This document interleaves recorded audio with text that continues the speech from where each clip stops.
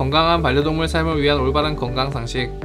통통한 우리 아이 모습은 귀엽지만 과체중은 아이의 건강을 위협하는 질병입니다. 알려주기 이번 시간은 반려견이 과체중인지 확인하는 방법과 다이어트 방법에 대해 알려드리겠습니다.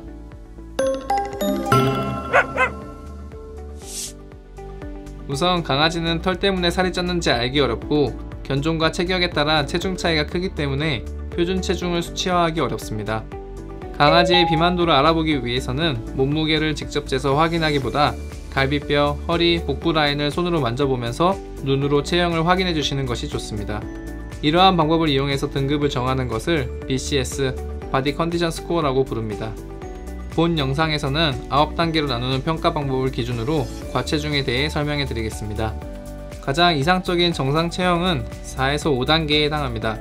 이 단계에서는 갈비뼈가 겉에서 보이지는 않지만 손으로 만져 갈비뼈를 찾을 수 있는 단계입니다. 위에서 보았을 때 허리가 들어가 있고 옆에서 보았을 때는 배 부분이 들어가 있어야 합니다. 6단계는 옆에서 보았을 때 복부의 굴곡을 확인할 수 있지만 위에서 보았을 때는 허리의 굴곡이 두드러지지는 않습니다.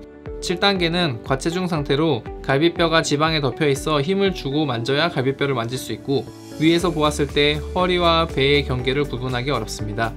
8단계는 힘을 주고 만져도 갈비뼈가 만져지지 않는 상태로 살이 접혀 있고 위나 옆에서 보아도 허리와 배가 구분이 되지 않는 상태입니다. 9단계는 완전한 비만의 상태로 복부 팽창이 심하고 허리와 배가 전체적으로 튀어나와 있는 상태입니다.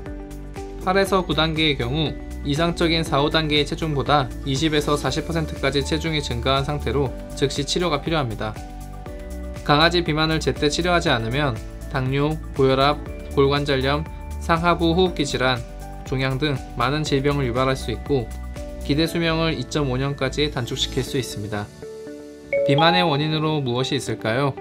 비만의 원인으로는 잘못된 식습관, 운동 부족, 호르몬 질환으로 분류할 수 있습니다.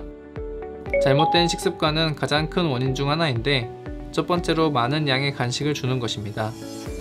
소형견의 경우 보통 3에서 7kg 정도로 성인 체중에 비해 20분의 1에서 10분의 1 정도밖에 되지 않습니다.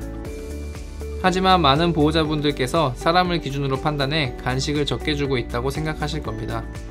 밥을 먹지 않는데 살이 찐다면 아이 체중에 비해 간식량이 너무 많은 것이니 평소 주시던 간식의 양을 절반으로 줄여주셔야 합니다. 두 번째로 사료 자체를 많이 먹는 아이들입니다. 어릴 때부터 과식하는 식습관으로 길들여진 경우에 해당하는데 이런 경우는 하루에 주는 사료 총량을 서서히 줄여주셔야 합니다. 또한 밥 먹는 속도를 늦춰주시는 게 좋은데 하루 2회가 아니라 3에서 4회로 나눠 급여해 주셔야 합니다. 이런 아이들은 수의사 선생님과 상의하여 처방식을 먹일 것을 권장해 드립니다. 다음은 운동 부족입니다. 가족원들이 바쁘다 보면 산책을 자주 시켜주지 못하는 경우가 많습니다. 미안한 마음에 간식을 더 주게 되고 간식을 먹다 보면 살이 쪄서 움직이기 더 힘들어지는 악순환이 생기게 됩니다.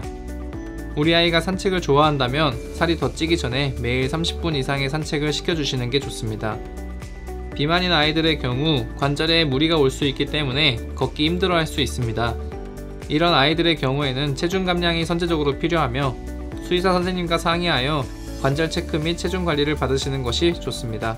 마지막으로 호르몬의 영향을 받는 경우인데 가장 대표적인 건 중성화 수술 후 체중이 증가하는 경우입니다. 성호르몬은 영양소 섭취, 신진대사 조절, 지방 합성에 영향을 주기 때문에 중성화 수술 후 성호르몬 분비가 멈추게 되면 기본적인 에너지 대사량도 적어지게 됩니다. 따라서 중성화 수술 후 회복을 했다면 비만이 되지 않도록 사료량을 조절해 주시고 운동 등을 통해 적정 체중을 유지해 주시는 것이 좋습니다. 이 밖에도 갑상선 기능 저하증, 쿠싱 증후군과 같은 호르몬 질환의 경우에도 체중이 증가할 수 있으니 특별한 변화 없이 최근 체중이 급격히 증가하였다면 건강검진을 받아보실 것을 권해드립니다. 알려주기 이번 시간으로 살찐 아이들의 관리 방법에 대해 알려드렸습니다. 우리 아이들의 건강한 삶을 위해 더 많은 지식과 팁을 가지고 찾아뵙겠습니다. 도움이 되셨다면 구독과 좋아요 부탁드립니다. 감사합니다.